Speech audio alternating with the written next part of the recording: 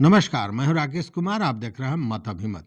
मित्रों, बिहार में जो नगर निकाय चुनाव हुआ था, उसको लेकर सुनील कुमार जो याचिकाकर्ता हैं, उन्होंने सुप्रीम कोर्ट में एक मामला दर्ज किया था, याचिका दायर की थी। और यह याचिका दायर की थी पटना हाई कोर्ट में।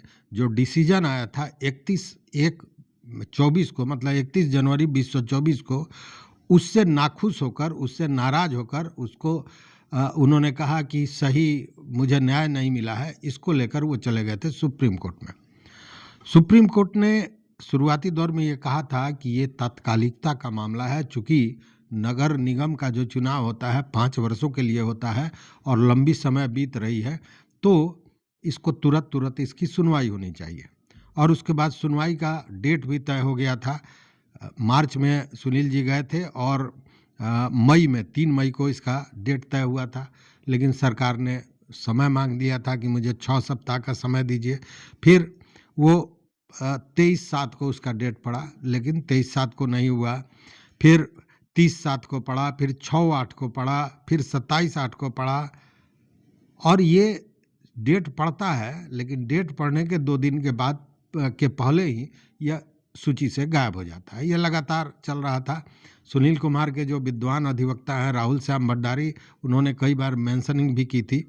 और पिछली बार जब उन्होंने मेंशन किया था तो कोर्ट ने कहा था कि नहीं, अब डेट नहीं बदलना चाहिए और इनकी सुनवाई होगी। और डेट तय हो गया था 12 तारीख का, 12 नवंबर का। 12 नवंबर को कोर्ट बैठा।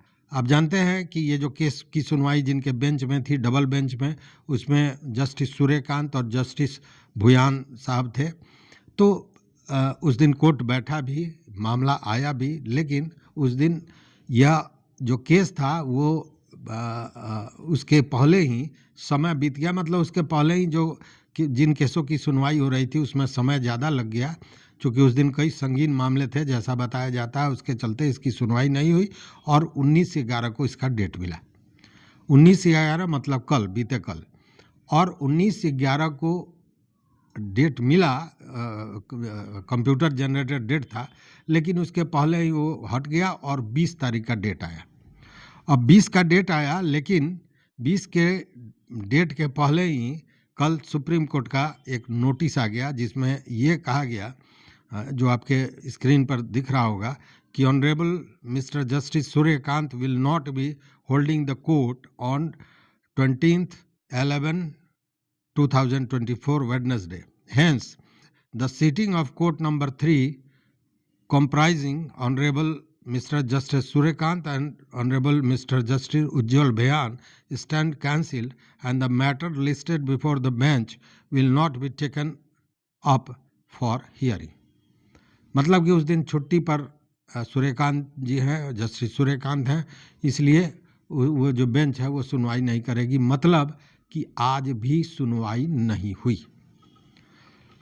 अब आप सोचिए कि इसको लेकर तमाम तरह की बातें उठ रही हैं और लोग जिनसे भी बात हो रही है वो कह रहे हैं कि अगर सुप्रीम कोर्ट का ये हालत है तो निचले अदालतों में जो हो रहा है उसका तो कहना ही नहीं है। क्योंकि अब आप अंदाज कीजिए कि 15 मार्च को यह मामला सुप्रीम कोर्ट में गया और तब से आज तक 7 बार या 6 बार डेट पड़ चुका है, लेकिन सुनवाई एक बार भी नहीं हुई है। जबकि सुप्रीम कोर्ट खुद जब मेंशनिंग हुआ तो उन्होंने कहा कि यह तात्कालिकता का मामला है, इसको तुरंत सुनना चाहिए। और इतना ही नहीं, पहली बार जब सुप्रीम कोर्ट ने मामले को हाई कोर्ट में भेजा था तो इसी तात्कालिकता को देखकर सुप्रीम कोर्ट ने कहा था कि इसको 4 महीने के अंदर में पूरा करना है, लेकिन हाई कोर्ट ने 4 महीना की जगह 11 महीना लिया। और अब सुप्रीम कोर्ट में, अब अंदाज कीजिए ना, तीसरे मंथ में, और हम 11वें मंथ में हैं। मतलब मार्च में हुआ था, नवंबर में है, 8 माह, और 8 माह पर अभी तक एक बार भी सुनवाई नहीं हुई है।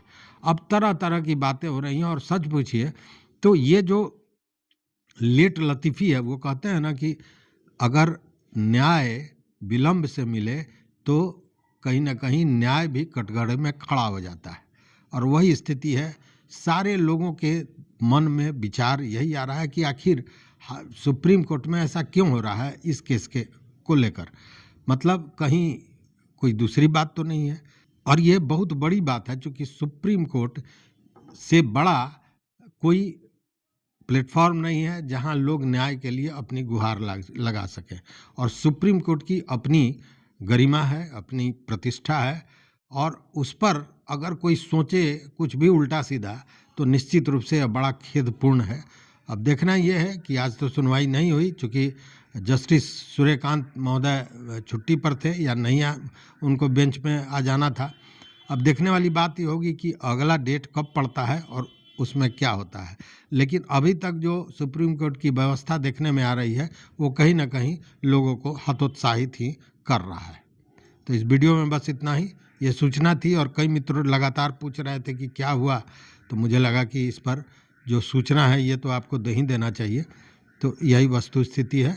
मित्रों, चैनल पर नए हो तो सब्सक्राइब कीजिए, लाइक कीजिए, दोस्तों के साथ शेयर कीजिए, और इन सारे बिंदुओं पर अपना विचार भी जरूर दीजिए। बहुत बहुत धन्यवाद, बहुत बहुत धन्यवाद।